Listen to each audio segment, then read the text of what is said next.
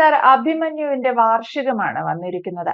അപ്പോൾ അഭിമന്യുവിനെ എത്രത്തോളം പാർട്ടിയും അല്ലെങ്കിൽ അഭിമന്യുവിനോടൊപ്പം പ്രവർത്തിച്ച പ്രവർത്തകരും ഒക്കെ ഓർക്കുന്നുണ്ട് എന്നുള്ളതാണ് പ്രധാനം. അഭിമന്യുവിന് വേണ്ടി ക്യാമ്പസുകളിൽ പലയിടങ്ങളിലും പോസ്റ്ററുകൾ, ബ്രോഷറുകൾ, ചുവരെഴുത്തുകളൊക്കെ പ്രത്യക്ഷപ്പെടുന്നുണ്ട്. പക്ഷെ വേണ്ട വിധത്തിൽ ഇന്നും അഭിമന്യുവിനെ പാർട്ടി അല്ലെങ്കിൽ വേണ്ട ഒരു സ്ഥാനം നൽകുന്നുണ്ടോ? അല്ലെങ്കിൽ അഭിമന്യു അന്ന് ജീവൻ നൽകിയത് എന്തിനു വേണ്ടിയായിരുന്നു? അല്ലെങ്കിൽ അത്തരം കാര്യങ്ങളിലൊക്കെ എന്തെങ്കിലും ഒരു പരിഗണന അല്ലെങ്കിൽ ഒരു മുന്നൊരുക്കങ്ങൾ അത്തരത്തിൽ എന്തെങ്കിലും ഒന്ന് നമ്മുടെ സംസ്ഥാനത്ത് നടക്കുന്നുണ്ടോ? ഇന്ന് ജൂലൈ 2 അഭിമന്യുവിന്റെ 7ാം ചരമദിനമാണ്. അഭിമന്യു നിങ്ങൾക്കെല്ലാം അറിയാവുന്ന ആളായിരിക്കുമല്ലോ. മഹാരാജാസില് കൊല്ലപ്പെട്ട വിദ്യാർത്ഥി,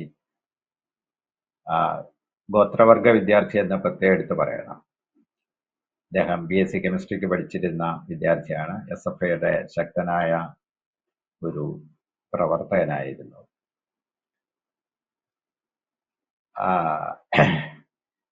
മതേതരത്വത്തിന് വേണ്ടി വർഗീയത തുലയട്ടെ എന്നുള്ള മുദ്രാവാക്യം മുഴക്കിയതിന് കുത്തേറ്റ് മരിക്കേണ്ടി വന്ന ഒരു ഹതഭാഗ്യനാണ് അഭിമന്യു. ഞാൻ നേരത്തെ പറഞ്ഞ പോലെ ഇദ്ദേഹം ഒരു ഗോത്രവർഗ വിദ്യാർത്ഥിയായിരുന്നു. ഈ ചില ആത്മാവുകൾ പിന്നീട് വലിയ കുഴപ്പമുണ്ടാക്കും. അത് ജ്യോതിഷികളോടൊക്കെ ചോദിച്ചാൽ പറയുന്നൊരു കാര്യമുണ്ട്. പിണ്ടനൂല് അല്ലെങ്കിൽ കരിനാൾ ചില ദിവസങ്ങളിൽ മരിച്ചു കഴിഞ്ഞാൽ, ചില തിഥികളിൽ മരിച്ചു കഴിഞ്ഞാലൊക്കെ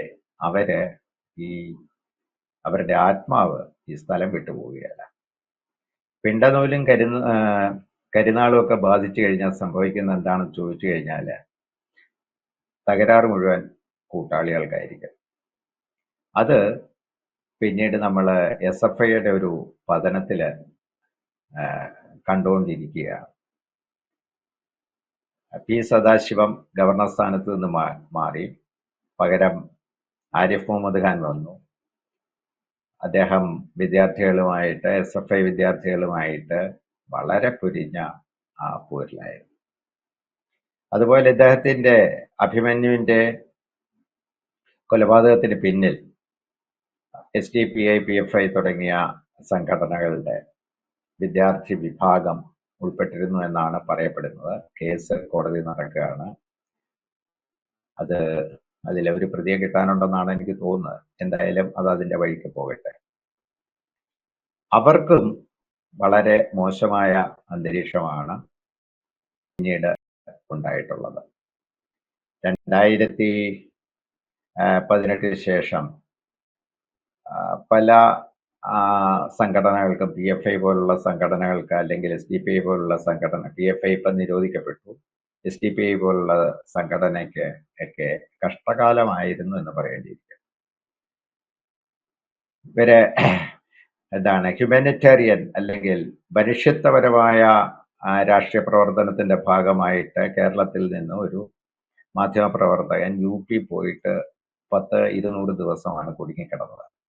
200 ദിവസം അദ്ദേഹം ശ്രമിച്ചിട്ട് അദ്ദേഹം മാധ്യമപ്രവർത്തകനാണ് തെളിയിക്കാൻ കഴിഞ്ഞില്ല എന്നുള്ളതാണ് ഏറ്റവും പരിതാപകരമായ കാര്യം. ഇതൊക്കെ എന്ന് പറയുന്നത് ദൈവത്തിന്റെ കളി അല്ലാതെ എന്താണ്? മാർക്സിസ്റ്റുകാരും SFIക്കാരും ദൈവത്തിൽ വിശ്വസിച്ചില്ലെങ്കിൽ പോലും നമ്മള് മാറി നിന്ന് കാണുന്നവർക്ക് എങ്ങനെ ചിന്തിക്കാൻ പറ്റത്തുള്ളൂ. മാത്രമല്ല, ഈ ഹോച്ചിമിൻ പണ്ട് ഒരു കവിതയിൽ എഴുതിയിട്ടുണ്ട്, എന്താണ്, കുന്നുകൾ അല്ലെങ്കിൽ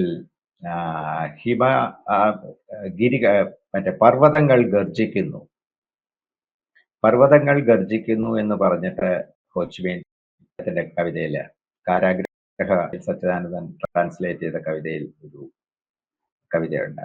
അതായത് ഈ വിപ്ലവത്തിന്റെ ഏറ്റവും വലിയ കാഹളം എന്ന് പറയുന്നത് മലകളിൽ നിന്നുയരുന്ന കാഹളങ്ങളായിരിക്കും. അതാണ് അഭിമന്യുവിന്റെ ആത്മാവ് ഇപ്പൊ കേരളത്തിൽ ഉയർത്തിക്കൊണ്ടിരിക്കുന്നതെന്നാണ് എനിക്ക് തോന്നുന്നത്. അദ്ദേഹത്തിന്റെ മുഖ്യമായിട്ടുള്ള കാര്യം എന്ന് പറയുന്നത് മതേതരത്വം പുലരണം, പിന്നെ വർഗീയത തുലയണം. ഇപ്പോൾ ഏതാണ്ട് വർഗീയത തുലയാനുള്ള അതിൻ്റെ ചുവടുകളും വേരുകളും ഒക്കെ വളരെ മോശമായിട്ട് അല്ലെങ്കിൽ കടപുഴകി വീണുകൊണ്ടിരിക്കുകയാണ്. ഏറ്റവും ലാസ്റ്റ് നമ്മൾ കണ്ടത് സുംബ നൃത്തത്തിലാണ്. സാധാരണഗതിയിൽ ഗവൺമെന്റ് ഇടതുപക്ഷ സർക്കാരുകൾ ഒന്ന് പതുങ്ങേണ്ട സന്ദർഭത്തിൽ പോലും ഈ പറയുന്ന വിഷയത്തിൽ, സുംബ വിഷയത്തിൽ ഒട്ട് പിന്നോട്ട് മാറാൻ തയ്യാറാവാതെ ശിവൻകുട്ടി, വി ശിവൻകുട്ടി എന്ന് പറയുന്ന മന്ത്രി, അദ്ദേഹം വളരെ ഒരു തീപ്പൊരി SFI നേതാവായിരുന്ന അതേ പ്രസരിപ്പോടു കൂടിയാണ് സുംബ നൃത്തം പിൻവലിക്കുന്ന പ്രശ്നമില്ല എന്ന് അദ്ദേഹം പറയും. അപ്പൊ അതിന്റെ ഉദ്ദേശം എന്ന് പറയുന്നത് ഈ എന്താണ് പുളവൻ അല്ലെങ്കിൽ വെള്ളത്തിലുള്ള ഒരു തരം പാമ്പുണ്ട്, അതിനെ പിള്ളേർ പിടിച്ചിട്ട് വാലെ പിടിച്ച് പൊക്കി കഴിഞ്ഞിട്ടൊന്ന് കറക്കിയാൽ അതിന്റെ എല്ലുകൾ ഇങ്ങനെ നീണ്ടുപോകും, പിന്നെ അതിനെ എഴയാൻ പറ്റത്തില്ല. അപ്പൊ അത്തരത്തിലുള്ള നീക്കം സുംബായുടെ പേരിലുമൊക്കെ അദ്ദേഹം ചെയ്യുന്നുണ്ട് എന്നാണ് ഇപ്പൊ നമുക്ക് മനസ്സിലാക്കാൻ പറ്റുന്നത്. ഏറ്റവും വലിയൊരു കാര്യം എന്ന് പറയുന്നത്, ഇതുകൊണ്ട് പൊതുമേഖലയിലുള്ള എയ്ഡഡ് സർക്കാർ സ്കൂളുകളിലെ അവർക്ക് സ്വാധീനമുള്ള വിദ്യാർത്ഥികളെ അവരെ വിളിച്ചുകൊണ്ടുപോയി അവരുടേതായ സ്വകാര്യ സ്കൂളുകളിൽ ചേർക്കുമോ എന്നുള്ള ഒരു വിഷയം ഉണ്ടാകാനിടയുണ്ട്. അതുകൊണ്ട് സർക്കാരിന് സംഭവിക്കുന്നതെന്ന് പറഞ്ഞു കഴിഞ്ഞാൽ അത്ര അധ്യാപകർക്ക് ശമ്പളം കൊടുക്കേണ്ടി വരികയില്ല എന്നൊരു ഗുണമുള്ളപ്പോൾ തന്നെ അത് ആ വിദ്യാർത്ഥികളെ ഇവിടുന്ന് കൊണ്ടുപോകുന്ന ഒരു വിഷയം ഉണ്ടാകാൻ ഇടയുണ്ട്. അവര് ആ നീക്കത്തിലേക്ക് പോകാനായിരിക്കും സാധ്യത. കാരണം എന്ന് പറഞ്ഞു കഴിഞ്ഞാൽ സുംബയ്ക്കെതിരെ വാട്സാപ്പിലും മറ്റ് സംവിധാനങ്ങളിലുമൊക്കെ ഇപ്പോൾ പരിഹസിച്ചുകൊണ്ടുള്ള ധാരാളം ക്ലിപ്പുകളും ഒക്കെ വന്നുകൊണ്ടിരിക്കുന്ന ഒരു സമയമാണ്. അപ്പം അതുപോലെ തന്നെ ഇനിയും അഭിമന്യുവിനെ നമ്മൾ ഓർക്കുമ്പോൾ മനസ്സിലാകുന്നത്, വളരെ ജ്വലിച്ചു നിന്ന എന്താണ് SFIക്കാർ പലരും ഇപ്പോൾ വളരെയധികം അവരുടെ SFI നേതൃത്വത്തിൽ തന്നെ വളരെയധികം താഴ്ത്ത് പോയ അവസ്ഥ കാണുന്നുണ്ട്. ഏറ്റവും അവസാനം വലിയ SFI നേതാവായിരുന്ന സ്വരാജിന് നിലമ്പൂരിൽ പരാജയം നേരിടേണ്ടി വന്നു. ഇങ്ങനെയുള്ള സംഭവവികാസങ്ങളും നമ്മളിവിടെ കാണുന്നുണ്ട്. അപ്പൊ ഇതിനൊക്കെ ഉള്ള ഒരു കാരണമായിട്ട് നമ്മൾ നോക്കിക്കഴിഞ്ഞാൽ കേരളത്തിന്റെ ഒരു സ്വഭാവം വെച്ചിട്ട്, അല്ലെങ്കിൽ സാധാരണക്കാരുടെ ഒരു സ്വഭാവം വെച്ചിട്ട്, ഇത് ആത്മാവ് എന്തോ കുഴപ്പമുണ്ടാക്കിയിട്ടുണ്ട്. ഈ അഭിമന്യുവിന്റെ ആത്മാവ് കേരളത്തിൽ ആകെ നിറഞ്ഞു നിൽക്കുകയാണോ എന്ന് സംശയിക്കണം. ഇപ്പൊ അതിനിടയ്ക്ക്, കാരണം പല സംഗതികളും വിദ്യാർത്ഥി മേഖലയുമായിട്ട് ബന്ധപ്പെട്ടാണ് പൊട്ടിത്തെറികൾ ഉണ്ടായിക്കൊണ്ടിരിക്കുന്നത്. ഇതിനിടയ്ക്ക് സുംബ നൃത്തത്തിന്റെ കാര്യം പറഞ്ഞു തന്നപ്പോൾ ഒരു കാര്യം പറയാൻ വിട്ടുപോയി. ഒരു രക്ഷിതാവ് തന്റെ കുട്ടിയെ ആ സ്കൂളിൽ നിന്നും അല്ലെങ്കിൽ പഠിപ്പിക്കില്ല എന്ന് പറഞ്ഞു.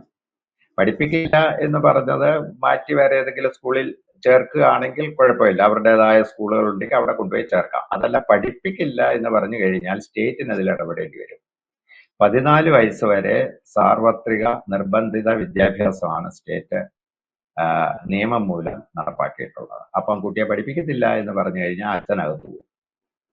രണ്ടാമത്തെ പ്രശ്നം, ഈ വിദ്യാഭ്യാസം ഒന്നും ശരിയല്ല എന്ന് പറഞ്ഞ് ഒരു മൊബൈൽ കട ഇട്ട് കൊടുക്കാം എന്ന് വിചാരിച്ചു കഴിഞ്ഞാൽ അടുത്ത കേസ് കൂടെ വരും.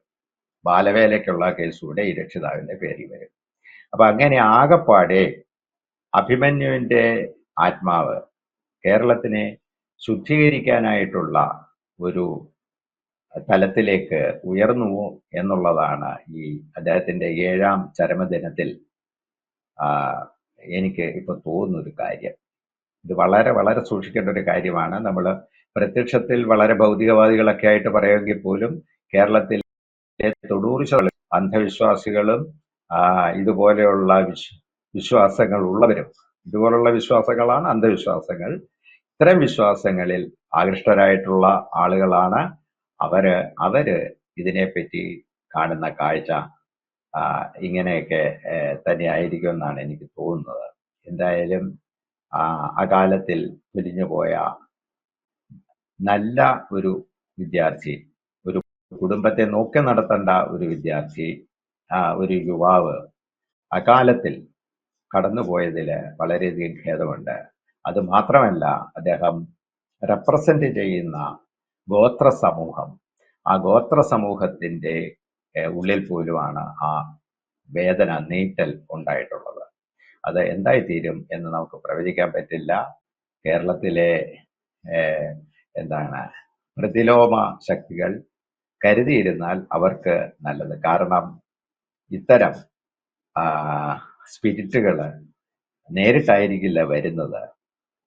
വളരെ പശ്ചാത്തലത്തിൽ നിന്നും, ഇരുട്ടിൽ നിന്നും ഇറങ്ങി വന്നിട്ട്, അല്ലെങ്കിൽ ശൂന്യതയിൽ നിന്ന് ഇറങ്ങി വരുന്ന പ്രവർത്തിക്കുന്ന സ്പിരിറ്റുകളായിരിക്കും. കേരളത്തിനെ രക്ഷപ്പെടുത്തട്ടെ എന്ന് ഈ അദ്ദേഹത്തിന്റെ ചരമദിനത്തിൽ ഉള്ള എനിക്കുള്ളൊരു പ്രാർത്ഥന അത് മാത്രമാണ്.